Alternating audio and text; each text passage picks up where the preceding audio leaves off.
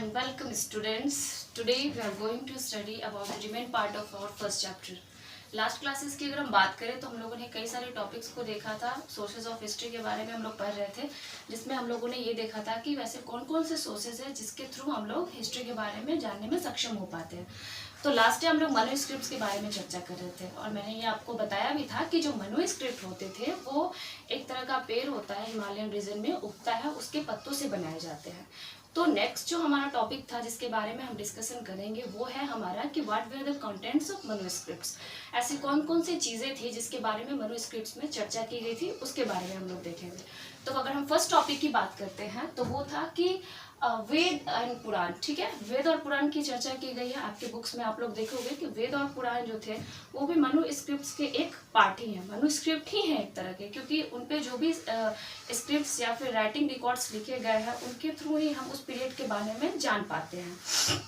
Second, अगर हम बात करते हैं तो मेडिसिन की बात की गई है। तो मेडिसिन की चर्चा उस टाइम की अगर हम बात करें या फिर शुरू से हिस्ट्री अगर हम देखें तो भारत का जो साइंस है या फिर भारत का जो परंपरा रहा है वो क्या है कि आयुर्वेदिक चिकित्सा पद्धति को हमने शुरू से ही सुप्रीम माना है। तो आयुर्वेद चिकित्सा पद्धति किस तरीके की होती थी, किस तरीके की मेडिसिन का यूज़ किया जाता था, इन सब की चर्चा इन मैन्युस्क्रिप्ट्स में की गई है। नेक्स्ट हम लोग देखेंगे लिटरेचर। तो उस समय का साहित्य कैसा था, लिटरेचर कैसा था, लोग किस तरीके से लिखते थे, अपनी बातों को किस तरीके से रखते थे, इन सभी चीज़ों की जानकारी भी मैन्युस्क्रिप्ट्स में दी गई है, जिसके बारे में हम लोग नेक्स्ट चैप्टर में डिस्कस करेंगे। अब हम लोग पढ़ेंगे कि लैंग्वेजेस ऑफ मैन्युस्क्रिप्ट। मैन्युस्क्रिप्ट जो लिखे हुए हमें मिले हैं ये चीज़ें हमें पता है, लेकिन मैन्युस्क्रिप्ट आखिर किन लैंग्वेजेस में लिखे गए हैं जो कि हमारे सामने आज मौजूद है। तो मैन्युस्क्रिप्ट बेसिकली अगर हम देखें तो 3 लैंग्वेज में लिखे गए हैं। पहला संस्कृत, दूसरा पाली और तीसरा तमिल। तो यही 3 लैंग्वेज क्यों? लैंग्वेज तो बहुत सारे थे, लेकिन इन्हीं 3 लैंग्वेजेस में ही मैन्युस्क्रिप्ट्स को क्यों लिखा गया है। तो मैं बता दूं कि उस टाइम जिस टाइम मैन्युस्क्रिप्ट लिखे जाते थे उस टाइम ये 3 जो लैंग्वेज है वो सबसे ज़्यादा बोले जाने वाले लैंग्वेज थे, या फिर हम लोग कह सकते हैं कि ये तीनों लैंग्वेज सबसे ज़्यादा कॉमन लैंग्वेज थे लोगों को।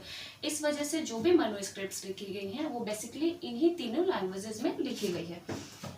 नेक्स्ट जो हमारा टॉपिक आता है वो है इंस्क्रिप्शंस। मैन्युस्क्रिप्ट के बाद हम लोग इंस्क्रिप्शंस को देखेंगे।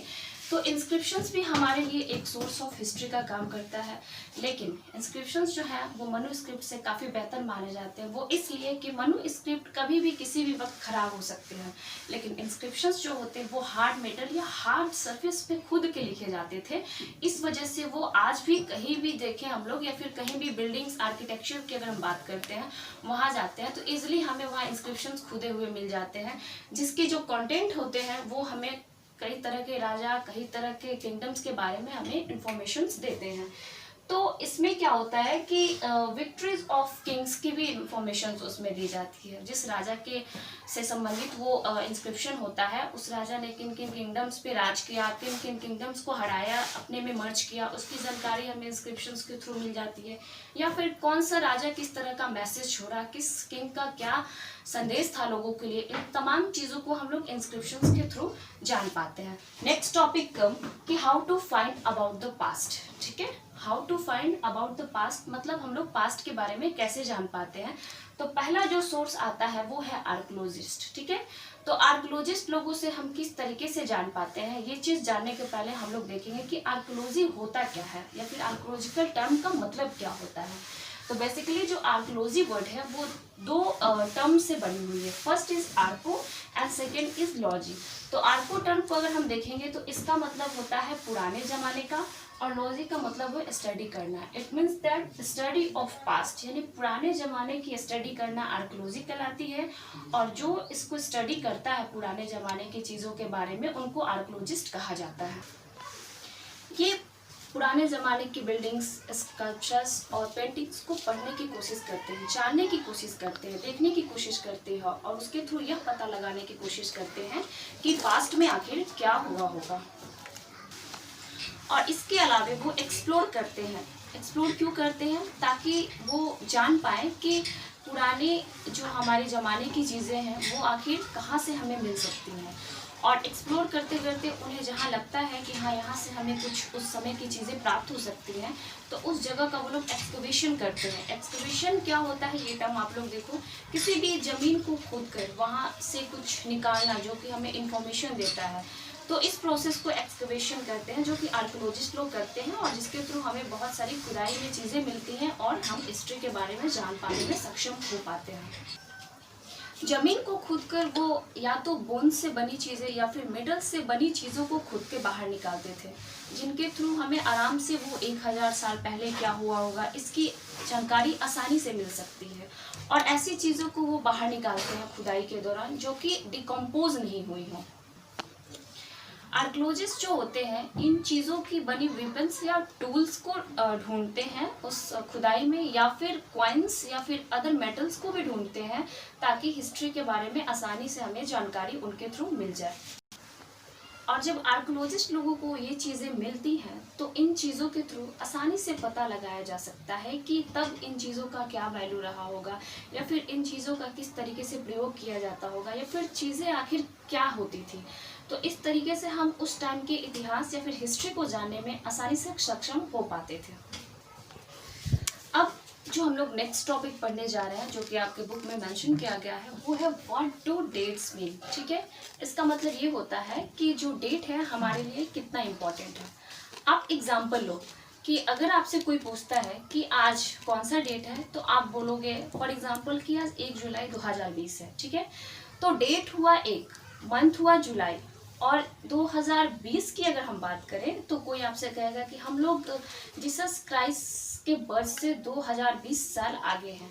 तो कुछ लोग आप में से ये भी कहेंगे कि ये आखिर हम लोग जो हिस्ट्री की पढ़ाई कर रहे हैं इन तमाम चीज़ों के बीच जीसस क्राइस्ट कहाँ से आ गए। और कुछ लोग ये भी पूछेंगे कि ये जीसस क्राइस्ट आखिर थे कौन।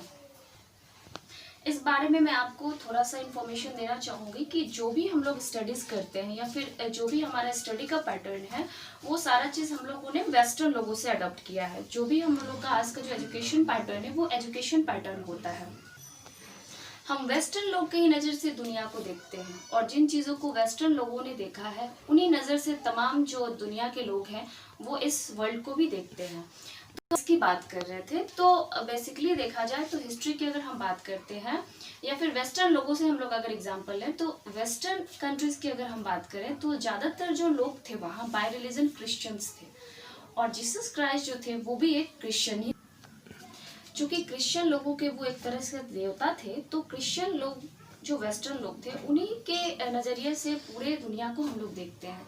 तो वो लोग का ऐसा मानना है या फिर ऐसा दुनिया भी मानती है कि करीब 2000 साल पहले जीसस क्राइस्ट का जन्म हुआ था। जीसस क्राइस्ट का जो बर्थ डेट है या फिर जीसस क्राइस्ट का जो बर्थ ईयर है, उसको हिस्ट्री की अगर हम पढ़ाई करें या फिर कहीं की भी हिस्ट्री की अगर हम बात करते हैं, वर्ल्ड हिस्ट्री भी हम लोग पढ़ते हैं, तो एक हिस्ट्री का टाइमलाइन माना गया है। टाइमलाइन किस तरीके से माना गया है आप लोग देखेंगे कि एक हम लोग एग्जाम्पल लेते हैं यहाँ। ठीक है, तो ये 0 है। ठीक है, यहाँ एक क्या है, ये न्यूट्रल है। तो इसके पीछे आई मीन टू से जीसस क्राइस्ट के बीच में इनका जन्म होता है। तो जीसस क्राइस्ट के बर्थ के पहले जो भी टाइम पास हुए हैं उनको बीसी कहा जाता है। बीसी कहा जाता है बिफोर क्राइस्ट, यानी क्राइस्ट के पहले, यानी जीसस क्राइस्ट के जन्म के पहले। और इधर की जो भी घटनाएं हैं उनको एडी में काउंट किया जाता है। एडी का मतलब होता है एनो डोमिनी। अब आप एग्जाम्पल लो कि आपसे कोई बोलेगा कि 1500 साल, 1500 यानी 1500 साल पहले ये बताओ कि कितना बीसी या फिर कितना एडी रहा होगा। तो सबसे पहले तो हम ये देखेंगे कि हम लोग जीसस क्राइस्ट के बर्थ के 2000 करीब साल आगे हैं, और 1500 जो है वो 2000 से ऐसे ही कम है, 500 साल। ठीक है, तो हम लोग एडी में जी रहे हैं, तो उसमें हम लोग अगर 1500 को माइनस करते हैं तो ऑब्वियस सी बात है वो 500 एडी में आएगा। इट मीन्स दैट कि ये 500 एडी हो जाएगा। तो इस तरीके से हम लोगों ने देखा कि जीसस क्राइस्ट का जो बर्थ ईयर है उसको हिस्ट्री के पढ़ाई में टाइमलाइन माना गया है, क्योंकि जीसस के जन्म के पहले जो भी घटनाएं हमारे हिस्ट्री में घटित हुई है उनको बीसी कहा जाता है। It means before Christ. और उनके जन्म के बाद की जो भी घटनाएं हैं या फिर उसके बाद की जो भी चीज़ें हम लोग हिस्ट्री में पढ़ते हैं वो एडी में काउंट होते हैं। It means anno domini. आज के संदर्भ की अगर हम बात करते हैं, अगर मॉडर्न हिस्ट्री की बात अगर हम करते हैं, तो बीसी को अब BCE कहा जाता है। ठीक है, BCE का मतलब होता है बिफोर क्राइस्ट एरा, ठीक है। BCE का मतलब होता है बिफोर क्राइस्ट एरा, और जो AD का मतलब होता है वो BC को हम लोग BCE बोलते हैं। जो पीछे मैंने कुछ गलतियां कर दी थी वो मैं फिर से रिपीट कर रही हूँ। BC को हम लोग अब BCE के टर्म से रिलेट करते हैं। BCE का मतलब हो गया बिफोर कॉमन एरा, ठीक है। और जो AD टर्म है उसको हम लोग अब CE के रूप में यूज करते हैं। CE का मतलब होता है कॉमन एरा। अब आगे आप लोग नेक्स्ट जो टॉपिक देखोगे या फिर अपनी बुक में केस स्टडी देखोगे तो एक टॉपिक वहाँ लिखा गया है कि Rosetta stone of Egypt. Rosetta stone of Egypt जो कि हमारा लास्ट कंक्लूजन है चैप्टर का, उसको हम देखेंगे तो हम ये पाते हैं कि कई सारे इंस्क्रिप्शंस को हम लोग देखते हैं। कई सारे इंस्क्रिप्शंस हमें मिलते हैं जो हमें हिस्ट्री के बारे में इंफॉर्मेशन देते हैं, ठीक है। तो उस इंस्क्रिप्शंस में बहुत सारे लैंग्वेजेस और बहुत सारे स्क्रिप्ट्स का यूज़ किया जाता है। और ये जाहिर सी बात है कि कई हजार साल पहले ये इंस्क्रिप्शंस लिखी गई होंगी और आज हम लोग इतने मॉडर्न एरा में हैं। तो तब से लेके और आज की अगर हम बात करते हैं तो कितने सारे चेंजेस हुए हैं। और अब तो ऐसा होता है कि हम लोग अगर 2 से 3 किलोमीटर डिस्टेंस ट्रेवल कर लें तो आराम से लैंग्वेजेस चेंज हो जाते हैं और समय समय पे लैंग्वेज चेंज होते ही रहते हैं। तो क्या हुआ कि समय के साथ लैंग्वेजेस चेंज होते गए, लोगों के टोन्स चेंज होते गए, लोगों को बदलने की शैली चेंज होती गई। इस वजह से कई सारे इंस्क्रिप्शंस जो हमें मिले उनके स्क्रिप्ट्स और उनके लैंग्वेजेस को समझना मुमकिन ही नहीं हो पाता है। आम आदमी उनकी जो भाषा प्रयोग की गई है इंस्क्रिप्शंस में वो समझ ही नहीं पाते हैं। लेकिन फिर भी आम लोगों की बात अगर हम हटा दें तो जो आर्कोलॉजिस्ट होते हैं, आर्कोलॉजिस्ट जो सर्वे करते हैं या फिर जो हिस्ट्री के बारे में पता लगाते हैं, उनकी कोशिश रहती है कि इन इंस्क्रिप्शंस पे लिखी भाषा को या फिर स्क्रिप्ट्स को वो लोग समझ पाएं और जो भी चीज़ें उन पे लिखी गई हैं, मेंशन की गई हैं या फिर इंफॉर्मेशंस दिए गए हैं वो आम जन को समझाया जा सके, ठीक है। और इसी प्रोसेस को डिफॉर्मेंटेशन कहा जाता है, डेसिफरमेंट कहा जाता है, जिसका मतलब होता है कि किसी भी पुरानी चीज के बारे में नई चीजों को पता लगाना। नई चीजों को पता लगाने को ही इस टर्म को कहा जाता है।